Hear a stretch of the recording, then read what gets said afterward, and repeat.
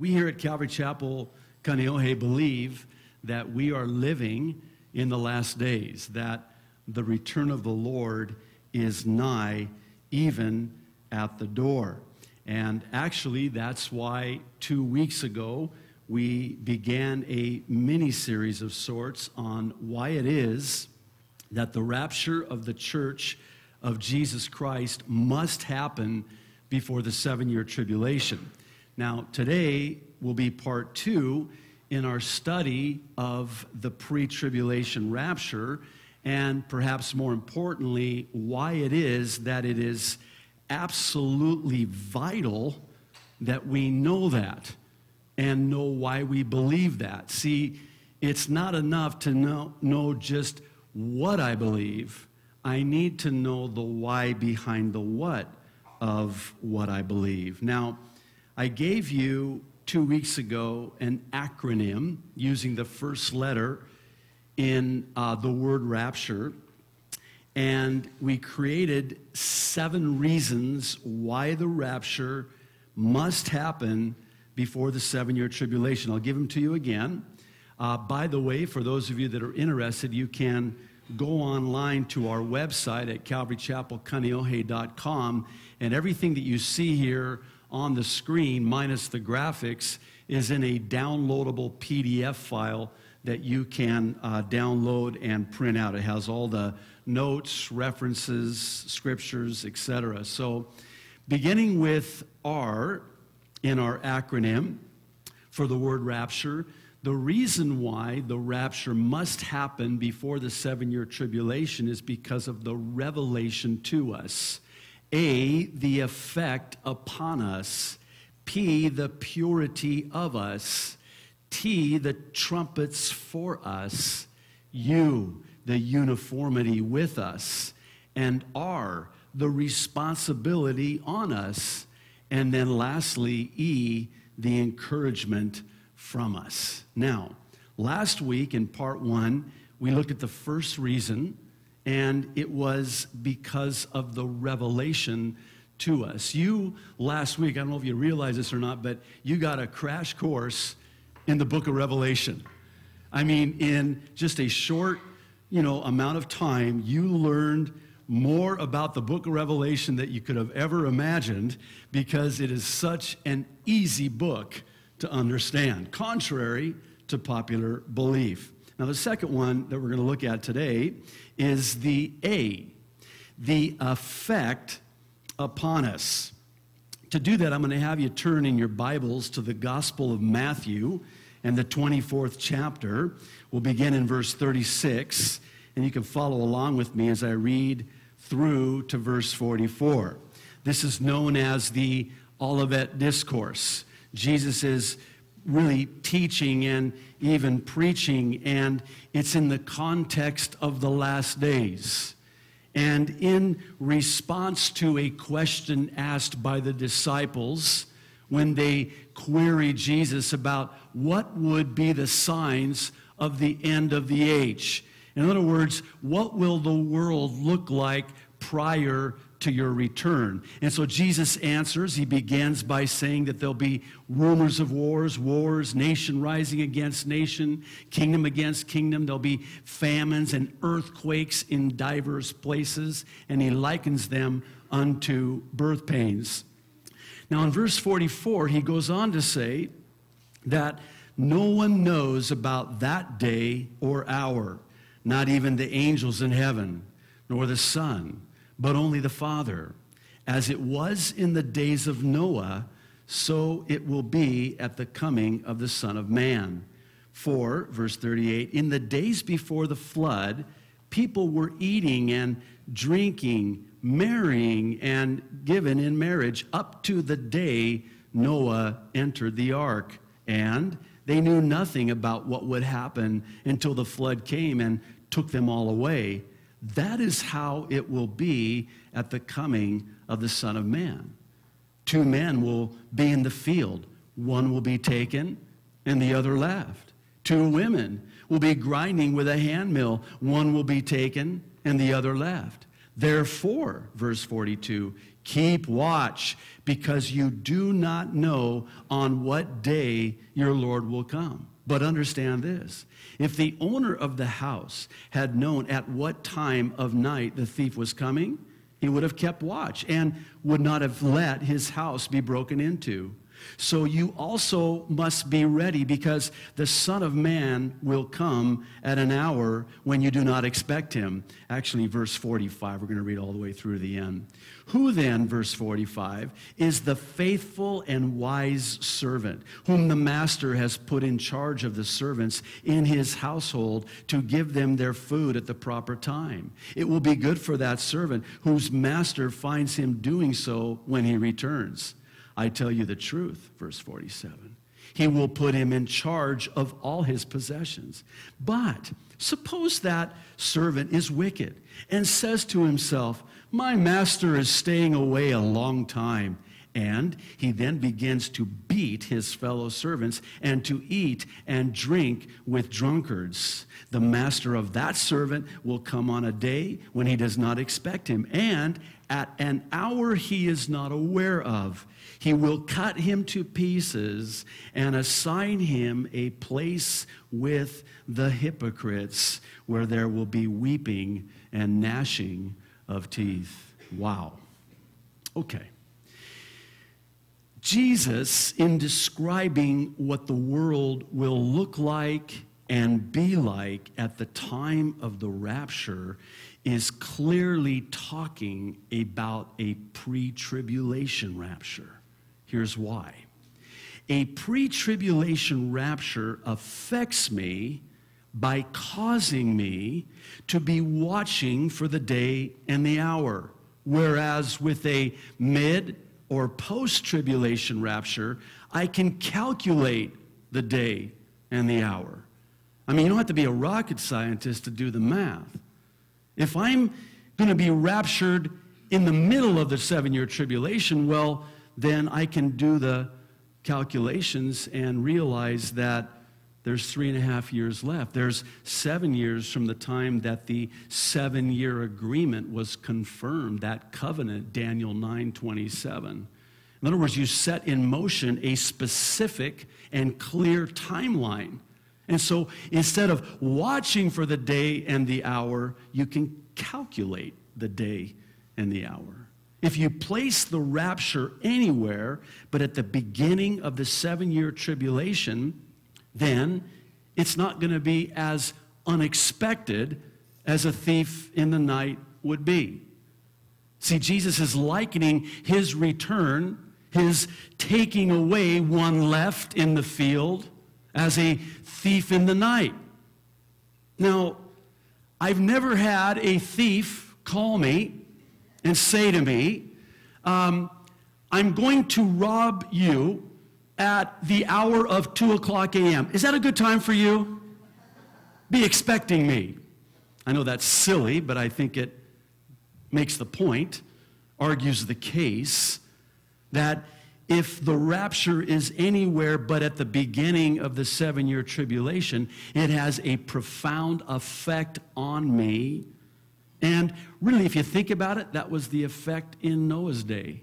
I want to encourage you, for those of you who are interested, do a study on the comparisons of our day with what it was like in Noah's day. I'll give you just one little morsel that you can sort of chew on and whet your appetite, if you will. It's believed, based on archaeological finds, recent finds, that same-sex marriage was legal in Noah's day. Here's another one. I'm not going to give you all of them. You need to do this on your own as a Berean. Search the scriptures and see if it be true. But the population, based on scholars' calculation, in the day of Noah was at least, some believe, 6 billion with a B in population, because people lived so much longer. So there are a myriad of parallels between our day and Noah's day, but the most important one, at least for purpose of our discussion today, was the effect that this had in Noah's day. We're told, Jesus says that they knew nothing about what would happen until the flood came and took them all away. Right up until the day and the hour that Noah and his family entered the ark. And Jesus is saying that's what it's going to be like at the rapture. This passage that we just read in Matthew's record is speaking clearly about the rapture of the church of Jesus Christ. Now, when Jesus says that two will be working and one will be taken while the other is left, he's describing a world that seems to be about business as usual. They're buying, they're selling. They're building, they're planting. They're working. This is just another day at work. They got up that morning, they had no idea that their coworker, that coworker in the cubicle next to them, would be taken and they would be left behind. So, in other words, the climate, for lack of a better word, probably not a very good word in this day and age, but the environment in which we have described here would seem to indicate that everybody was just going about their business and knew not what was about to happen, what was about to come upon them until they were all taken away. See, the rapture has to happen before the 7-year tribulation. Otherwise, what Jesus is saying here makes absolutely no sense at all. See, what's the world going to look like right before the second coming? I don't want to be here to find out. We're told what it's going to look like, and suffice it to say, it's not a pretty picture. It is unspeakable cataclysm, horrific carnage. And it's really, in some ways, the antithesis of what the world will look like prior to the rapture. I don't think prior to the second coming there's going to be a whole lot of weddings. Pastors aren't going to be real busy performing wedding ceremonies prior to especially in the last half of the 7-year tribulation. So it doesn't fit. You can't make that work. It's not compatible. And really, it's the reason there will be those who are left behind. They're not expecting it. They're not watching for it. And that's why they're eating, drinking, planning, partying. No hurry, no worry. Which I believe is one of the most successful campaigns ever launched by Satan. Is to not try to deceive us that there's no heaven or there's no hell. Rather, it's to deceive us into believing there's no hurry and there's no worry, as with the wicked servant in the parable. Oh, no worry, my master delays his coming. He is staying away a long time. I've got time to party. So in addition to watching, the pre-tribulation rapture affects me by causing me to be faithful. Whereas with a mid or a post, there's no hurry, there's no worry. There are things that still need to happen. I've still got time. See, if you place the rapture anywhere but at the beginning of the 7-year tribulation, you delay Jesus' coming, and don't do that. Don't be delaying my master's coming. Jesus is coming, and he is coming soon, and he is coming, he said, at an hour that we do not expect. And in so doing, it will profoundly affect how you and I live our lives. That's why it matters. Let me ask you a question. How many times when you've been sharing the gospel with someone and you're trying to convey to them the urgency of the times in which we live, that they need to get right with God and they need to get ready because Jesus is coming. How many times have you heard someone say something to the effect of, well, you know, I'm just going to party on right up to the last minute, and then, you know, when things start happening, then I'll just, you know, get right with God. I'm going to have my fun now, which implies that, you know, being a Christian is no fun. You know, and in all fairness to those who would say that, I almost can't blame them for that. I mean, they look at us and where's the joy? I mean, they're looking at our Christian lives and, you know, here we are, you know, It's, the grind. It's, hey, I'm going to church. You want to go to church with me today? Really? No, thank you. In other words, you can't have fun as a Christian. It's almost like, God just peels back the heavens and, through the clouds, yells at us and says, hey, you're having too much fun down there. Cut it out. We get into church and we start looking like the frozen chosen. And then the brother or sister in front of us raises their hands and they get a little Pentecostal. And we're over here all smug and, we don't want to, because we have sweat stains under our armpits. We don't want to raise our hands.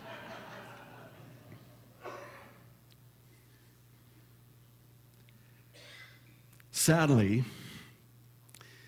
that seems to be the banner under which those who blow this off and shine this on rest their case. And that's the effect that a mid or post-tribulation rapture will have on people. It affects how they spend their time. Why? Because they still have time. And that's the effect that it had on the wicked servant. And in a similar way, it is also the effect that it has on the last days lukewarm Laodicean church. There's a common denominator. We've been talking a lot about Laodicea lately. We talked about it last week. And the common denominator is that both a carnality and a brutality have gutted out the urgency of the priority of eternity. After all, I've still got time. There still needs to, the temple needs to be rebuilt. The covenant needs to be confirmed. And you can go on and fill in all the blanks. There's so many things that really need to start happening in order for the rapture to come. And in so doing, you've delayed the master's return. Conversely, it's the opposite effect on the faithful servant, and similar in many ways to the effect that it had on the last days faithful church, the church of Philadelphia. The only church next to Sardis of the 7 churches in Revelation chapters 2 and 3 that did not receive a rebuke from the Lord. The Sardis church was the persecuted church. Pardon me, not Sardis, Smyrna, pardon me. Sardis got rebuked, trust me, okay? Smyrna was the persecuted church. Philadelphia, the church of brotherly love, no rebuke. They were the faithful remnant. And the common denominator is that they both wisely lived with both an expectancy and an urgency for their master to return. See, for this church, for this servant, my master could come at any time, and I want to be found faithful in what he's called me to do, so that he can say to me, well done, good and faithful servant, enter in. I don't want his return to be for me as a thief in the night. And because there's nothing that has to happen before the rapture of the church, that has a pretty profound effect on how I live my life, how I spend my time, and how I look at things that are happening around me. And that's another effect that a pre-tribulation rapture has upon me. It causes me to long for his appearing. Do you long for his appearing here today? I mean, is there almost an ache, a longing for his soon appearing? I mean, I had it was either YouTube or Facebook, and it was you could just feel the heart behind the comment. Thank you so much, Pastor, for teaching on the rapture. It has so encouraged and blessed me because I want to get out of this wicked place. She's longing for his appearing because this world is not her home. She's just passing through. We're nomads, we're Bedouins, we're pilgrims, we're foreigners, we're aliens, as one translation renders it. This is not our final destination. Soon and very soon, we'll be taken to our eternal home. And so, as I look around this world, I think to myself, I really don't want to be around. I don't want to stick around. But the encouragement comes because the longing comes. Now, if you put the rapture in the middle or at the end, you're not longing because it's longer. That's just not a play on words. See, now, my longing has been deferred because the hope is longer. Because now more things have to happen. And if you place the rapture anywhere but at the beginning of the 7-year tribulation, then again, certain prophecies have to be filled. I don't want to get my hopes up. The proverb says, a hope deferred makes a heart sick. See, for the one who knows that the rapture happens before the 7-year tribulation, it affects my life. It encourages my heart because I know that at any minute that trumpet sounds and I am out of here. See ya. Wouldn't want to be ya. Bye-bye. Aloha. Masalama, habibi. Whatever you want to say. That was Arabic pigeon for those of you who didn't quite catch that.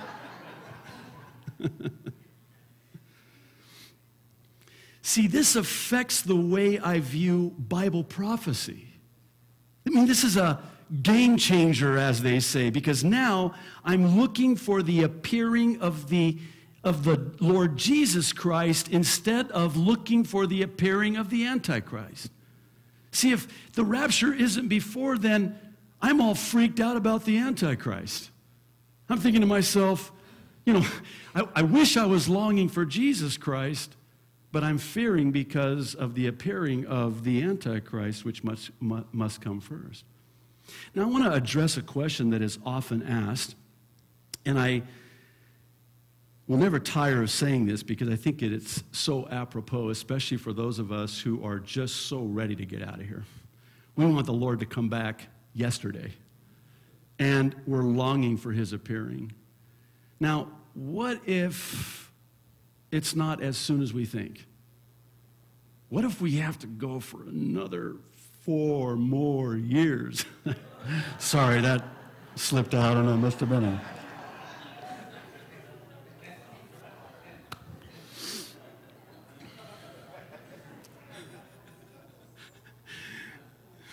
Oh my, it's a gift.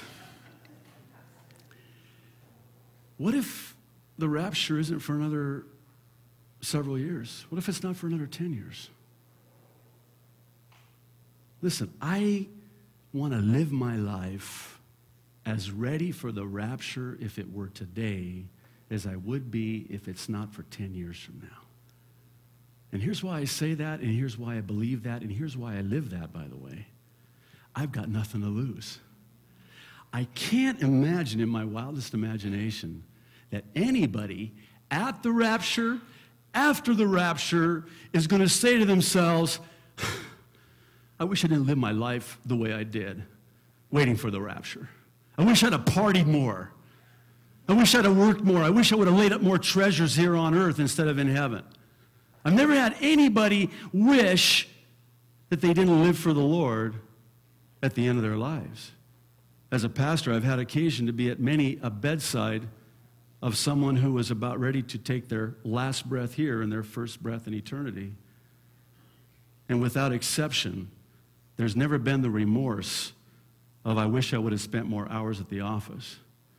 No, it's, I wish I would have spent more time with the Lord and with my family and serving in the ministry.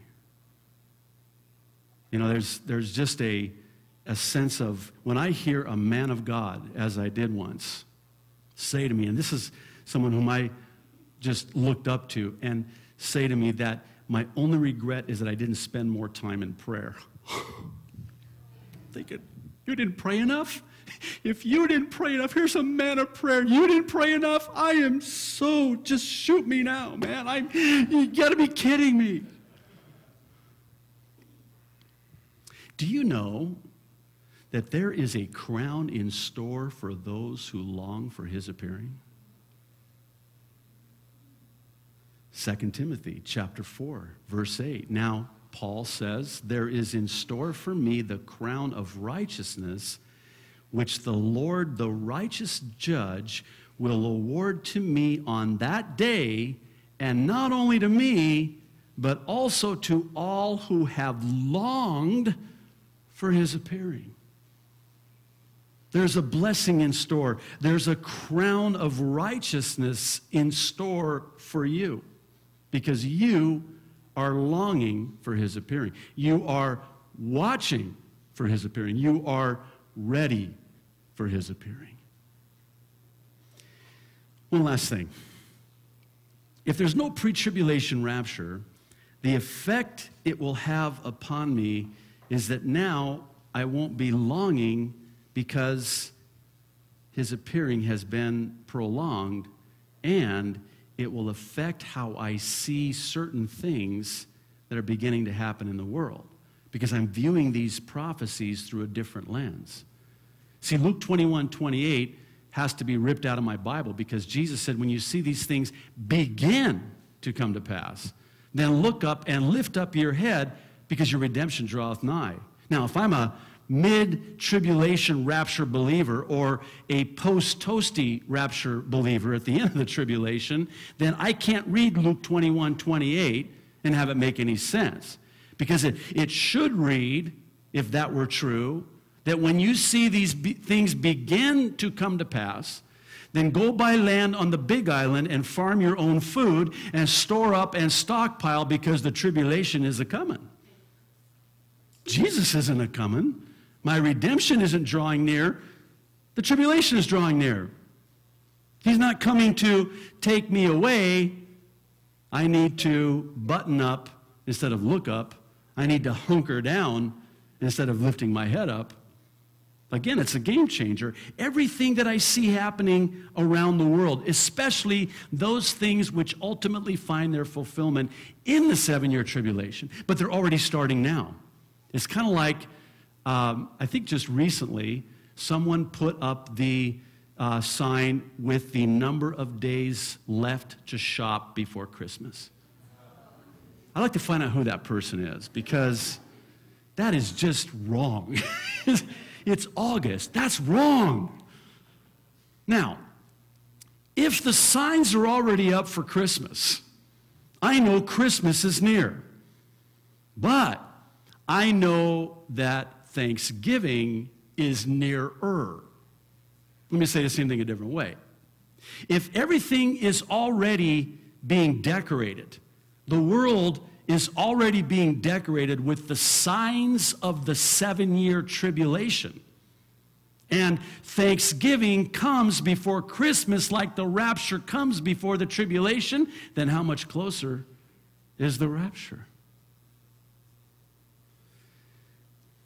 It affects the way that I see things in the world. My worldview is skewed, for lack of a better way of saying it. And when I hear breaking news like that which we had just a couple of days ago last week, I don't see it the same way. I don't view it the same way. Did you hear about this? According to one news source, we're one step closer to embedding computer chips into people with a new technological breakthrough.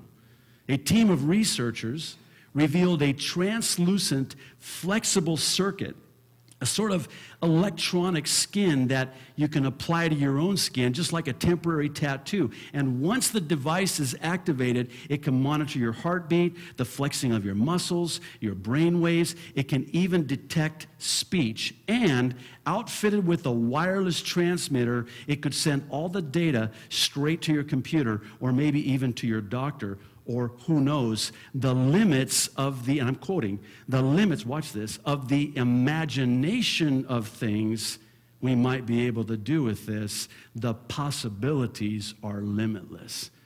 You know what it says about Noah's day? That the imagination was continually wicked.